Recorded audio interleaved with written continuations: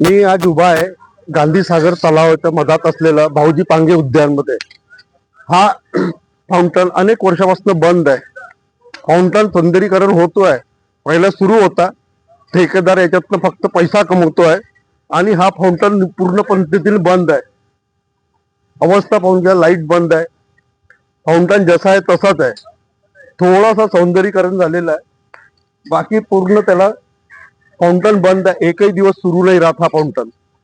तर हा व्हिडिओ नागपूर महानगरपालिका आयुक्त यांच्याकडे पाठवण्यात यावा, नागपूरच्या महापौर नीताताई ठाकरे यांच्यापर्यंत पोहोचावा, स्थायी समिती अध्यक्ष दानीताई यांच्यापर्यंत हा व्हिडिओ पोहोचावा की हा फाउंटन लवकरात लवकर सुरू व्हावा। हा फक्त ठेकेदार पैसे खातोय याच्यात, हा कोणाच्या संबंधाने हा पैसा इथे भ्रष्टाचार होतोय।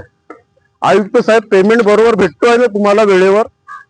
पेमेंट घेताना वेळेवर, मग काम का नाही होत वेळेवर? एसी मध्ये बसताना एसी सुरू आहे ना तुमच्या रूमचा, एसी आपला रूमचा एसी सुरू ठेवताय आणि जनतेसाठी बसलेला फाउंटन बंद ठेवताय। आयुक्त साहेब, नागपूर महानगरपालिका आयुक्तांपर्यंत हा व्हिडिओ पोहोचावा आणि त्यांना सांगावं की हे सगळी दुर्दशा नागपूरच्या पांगे उद्यान मध्ये होतोय, जो गांधी सागर उद्यानाच्या मधात आहे। धन्यवाद।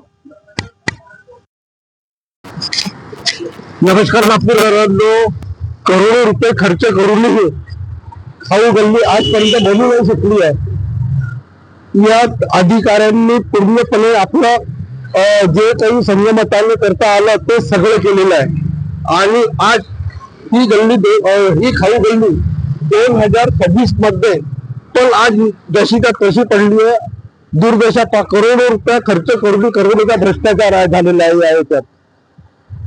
काय या दुर्दशा ही त्या खाऊ गल्लीची? असं असते का? हा व्हिडिओ आपल्या नागपूरकरांची जिम्मेदारी आहे की नागपूरच्या महापौर माननीय ठाकरेताई, उपमहापौर आणि स्थायी समिती अध्यक्ष दानीताईपर्यंत पोहोचावा, त्याच्याकरता हा व्हिडिओ करतो आहे।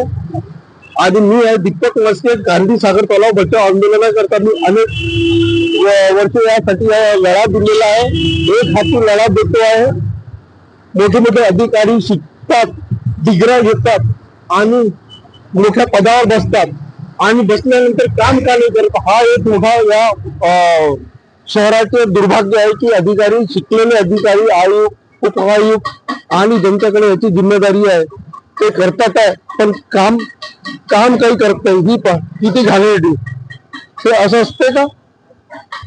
ही आपली नागपूरकरांची जिम्मेदारी आहे की हा व्हिडिओ तुमच्यापर्यंत आल्यावर लोकांपर्यंत पोहोचावा। धन्यवाद।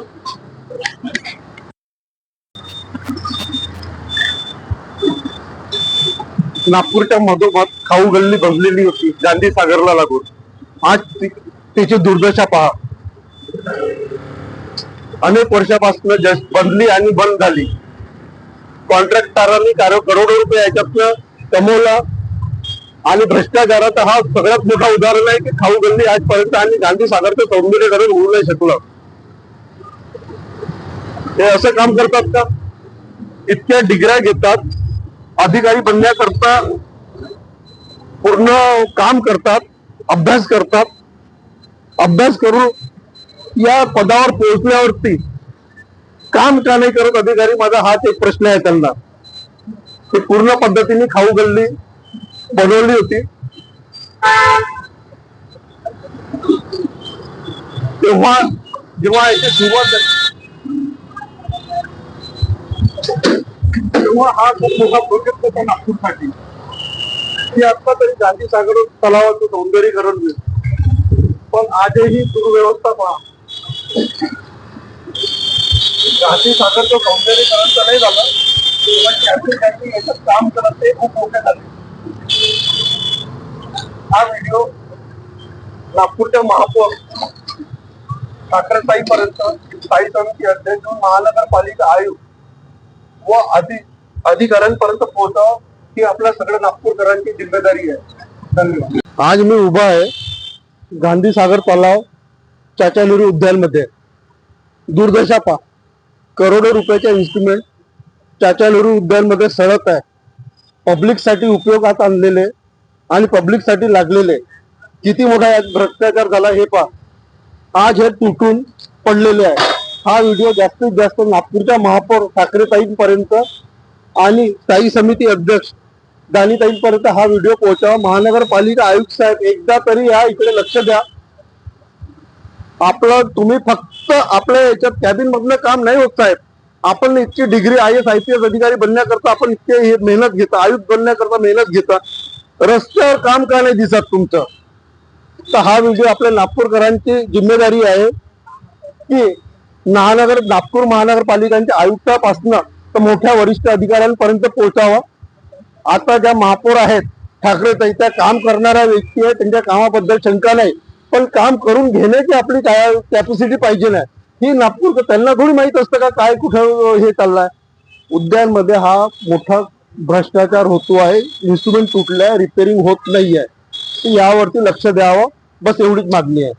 थँक्यू. कुठे हे पा हे काय दुर्दशा आहे.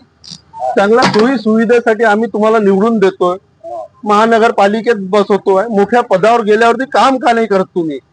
हा माझा प्रश्न आहे. नागपूरच्या महानगरपालिकामध्ये पोहोचणाऱ्या मोठ्या पदांच्या व्यक्तींना आणि आयुक्तांना का काम नाही होते? काय आहे इथे बसायची? इथे घास नाही, काही नाही. गार्डन तरी वाटतं का?